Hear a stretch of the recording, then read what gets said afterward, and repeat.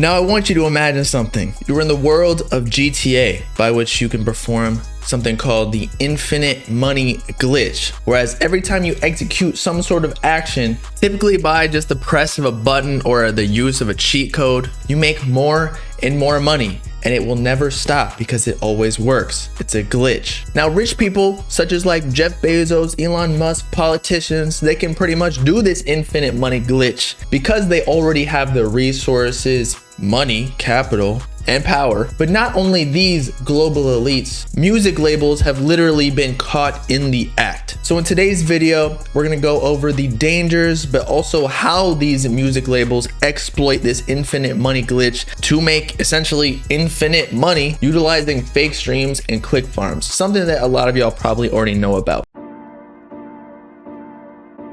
And how this all begins is with services such as SMM panels, which stands for social media marketing panels, whereas you can buy anything you want on any social media platform, such as Instagram followers for cheap, $0.195 per 1,000 followers. It's getting crazy out here. And we can search about any number of social media platforms ranging from TikTok, YouTube, Spotify, SoundCloud, name the platform. But for this exercise, we'll specifically be talking about Spotify because this is the one the music labels most likely exploit the furthest. By which, on another service, because many of these panels have different pricing for buying different sorts of services, such as Spotify premium plays. But on this platform specifically, it costs $0.366 per 1,000 plays for Spotify premium plays, which are actually much safer than the free advertisement plays. But we'll get into that a little bit later.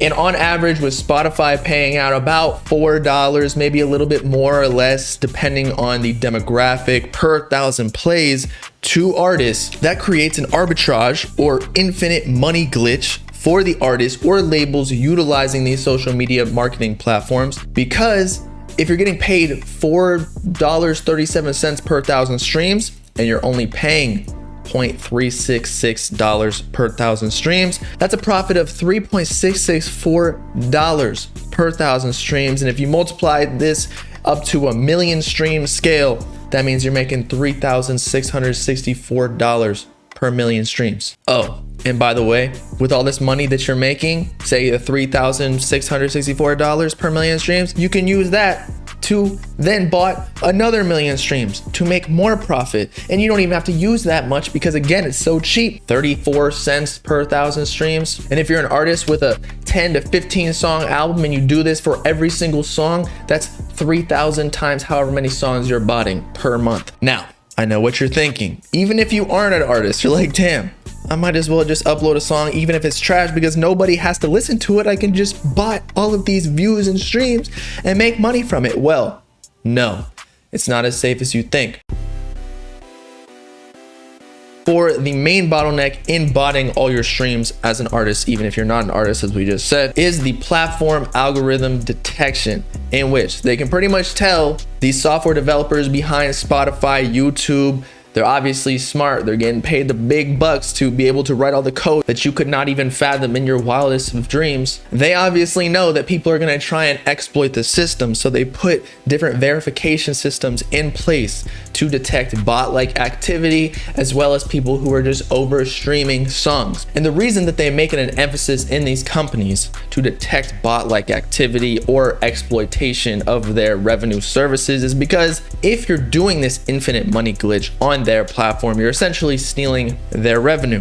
And not only their revenue, but also the revenue for the artists that are playing fair and getting legit streams. Because the more streams on a platform with the same amount of advertisement and subscription revenue just means that artists will get paid out less per stream, that is. And the way that the Spotify business model works is that they get about 80 or so % of their revenue from Spotify premium memberships across the world. However, there is a free plan wherein you have a little bit less control over the music you play. I believe, I'm not sure, I have a premium membership, but I believe it plays on shuffle for all the songs you liked. Maybe it's different. But either way, the significant portion of this is that they still monetize you as a listener because they play advertisements between certain songs. And so as an incentive for the artists that are uploading music, they pay you a certain amount of revenue per stream to encourage you to continue to create good content for their platform and encourage the listeners and viewers to stay on their platform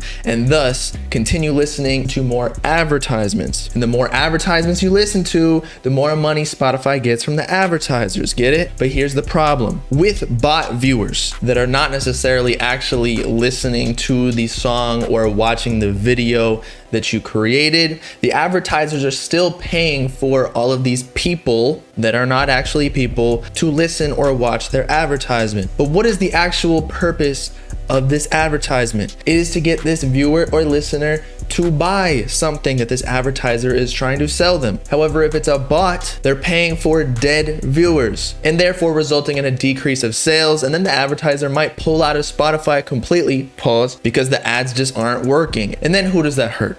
Not only Spotify, but also the artists who are going about this streaming platform legitimately, and actually you if you're botting all your views as well, because again, if there's less advertisers putting money into the system, that means there's going to be less money per stream. And so everyone in this whole business model is hurt, as well as the advertiser, obviously, because they just wasted a whole bunch of money on ads and didn't even sell anything. And so how do these software developers within these platforms of Spotify, YouTube, Apple Music combat these stream farms? Well, it's not so different than, say, the verification puzzles when you try and log into your Instagram or one of your accounts online, where they literally make you pick out which of these pictures has a motor vehicle in it, or simply just clicking on a checkbox. For as we already mentioned, these software developers are much smarter than any of us who are listening to the music, and so they can put in programs in place where they can basically detect if it's bot-like activities. Say, if some IP address or one single device is literally playing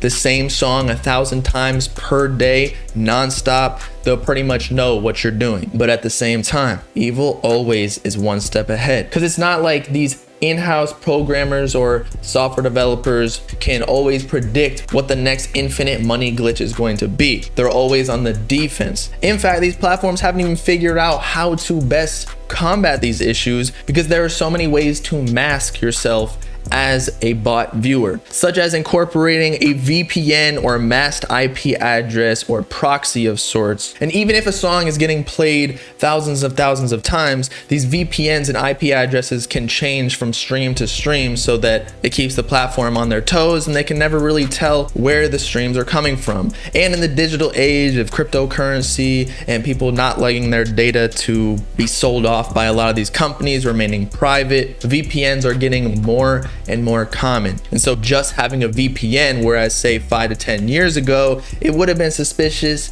it's not so much anymore. And with these mass location services that a lot of these stream farms use, the free platforms such as SoundCloud, Spotify, YouTube, among many others, lie most vulnerable, because with paid premium subscriptions, it gives the platforms one more piece of data that if there are 1,000 streams going off at once from this account or playing the same song, it's easily detectable. But that is also why there is a massive discrepancy between the payouts of premium subscription viewers and listeners as opposed to free ones that are anonymous, because the more data that a platform has on you, the more data they can give these advertisers to correctly or more effectively advertise to the right demographics. And obviously, for a premium membership, there's a way lower chance of that being a bot viewer. Another method that these stream farms utilize to remain undetected by these platforms is daily rate, wherein with every single one of these SMM panel services, it gives you a speed of, for example, 3.5 thousand streams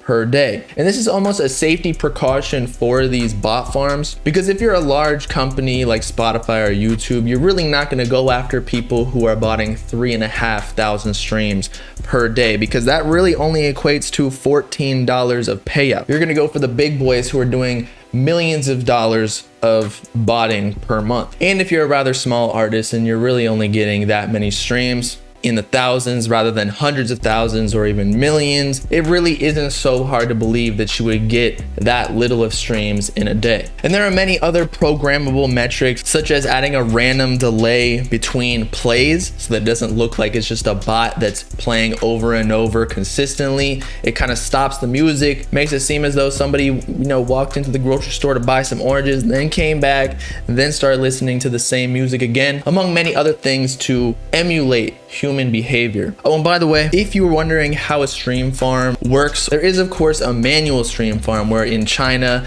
or Vietnam or one of these lower economic countries in the world that essentially pay pennies on the dollar per day for these people to be swiping through their phone listening to certain songs that they're paid to do. But on the other hand, there are more automated stream farms by which they're dedicated servers with hundreds of bots acting as individual virtual machines that again utilize all the characteristics that we've already mentioned, such as IP address masking, daily rate, and other programmable metrics. Now at this point you may be asking yourself, is this legal? No, because again, it is like digital robbery in that Spotify and all these platforms actually have a specific clause in their terms of services that if you were caught with any sort of suspicious activity, even if you're not botting your own streams, you could have a fan that's doing it and still have all of your music and or content taken off of these platforms. Because after all, these are private organizations that have the full right to do so.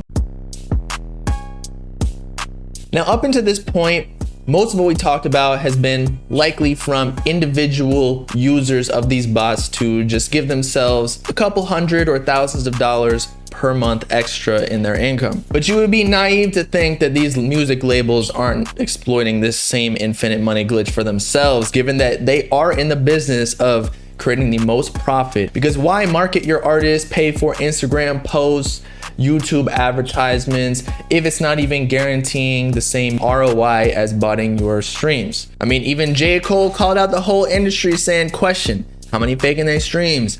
Getting they plays from machines? And as we head into the digital age and the main source of music revenue coming from streams rather than say tours and performances, I mean, throughout the past 2 years in the pandemic, artists have really been limited in performing, and that's where they usually made the most money because streams pay out so little, at least in comparison to what labels were making in the CD era, getting $10 per customer when they release an album. Nowadays, they'll be lucky to get someone to listen to their full album of 16 songs once, which will pay out pennies. Not to mention the fact that botting streams, followers, likes, comments has all become a commonplace in marketing campaigns, by which it almost adds a level of credibility to have a certain amount of followers or monthly listeners. After all, as a listener, why would you waste your time to listen to someone who has 20 monthly listeners as opposed to an artist that you've already been listening to on the radio or in the playlist that has millions of streams? We've only got 24 hours in a day. Why waste it on a noob?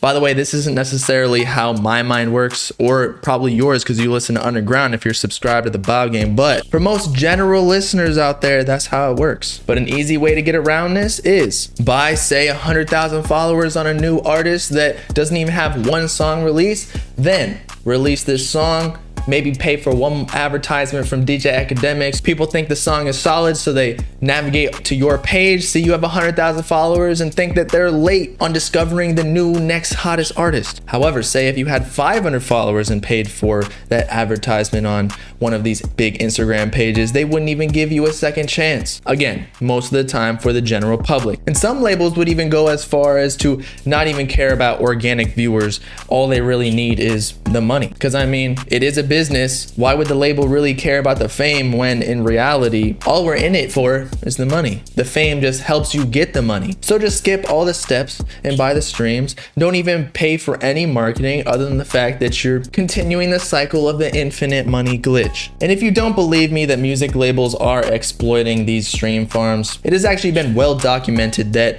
Tidal itself, that's not even a label, it is a platform, has already been accused of falsifying Beyonce and Kanye West streaming numbers when they hosted exclusive album releases for weeks at a time, including The Life of Pablo, one of my favorite Kanye West albums, and Lemonade by Beyonce, by consequently paying inflated royalties to the artist labels. And if you can't understand what's going on, Jay-Z owns Tidal, or did at least, and is friends with Kanye West and is the husband of Beyonce. So all the inflated money that he paid out with Tidal to these artists pretty much came back to him anyway. It was also likely a campaign to convince viewers and advertisers that people were using his new Tidal platform that has been significantly less popular for music listeners than Spotify and Apple Music. And how the platform was actually caught was pretty interesting in that, allegedly, Kanye's The Life of Pablo album on Tidal had been streamed 250 million times in its first 10 days of release, whereas the platform only claimed that it had 3 million subscribers, a claim that would have meant every subscriber played the album an average of 8 times per day, and even more streams per day for Beyonce's album. And to make matters even worse, a report supported by research from British firm Media estimated that Tidal's total number of subscribers was actually close to 1 million globally, meaning that every subscriber allegedly was playing Kanye and Beyonce's album more than 8 times per day, proving there was definitely some suspicious activity going on. Now, does Tidal have a stream farm that it uses? It may or may not, considering on the back end of Tidal, they can actually just change the numbers. They don't really need a stream farm or to go throughout that whole process. So their infinite money glitch doesn't really need any sort of initial investment. They really just have to be careful about not losing advertisers. But you better bet these other labels that aren't necessarily affiliated with Spotify or any major streaming platform does in fact have stream farms that they use exclusively or that they pay to artificially boost their artist numbers, not only for the credibility of the music, but also for the sweet money. But ultimately, this is a relatively unstable environment for every single party involved. The biggest losers are the artists that are playing fair. But you know what they say, if you can't beat them, join them. I wouldn't be surprised if 90 to 95% of artists partake in such bot-like activity with these stream farms, at least at the major record label level.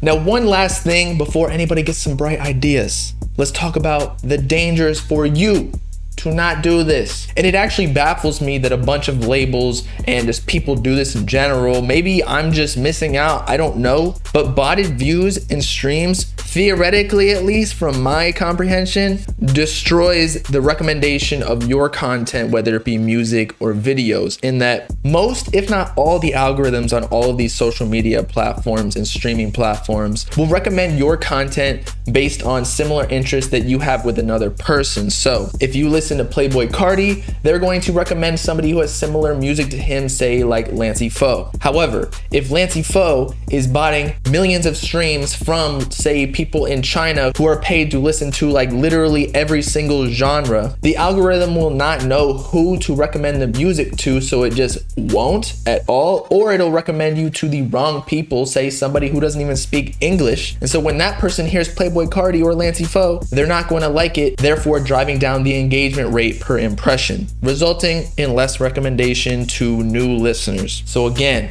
think twice before you do this. It is not good for the long term. However, when it comes to money, I guess it still makes sense. But with all that being said, it's me and boy Bobbalam signing off, running the infinite money glitch on my YouTube channel site. I ain't getting that many views. Let me know in the comments what you thought about all of this. Make sure to like and subscribe and join the Bob gang if you with it. Peace out, Clyde people. You know what I'm saying?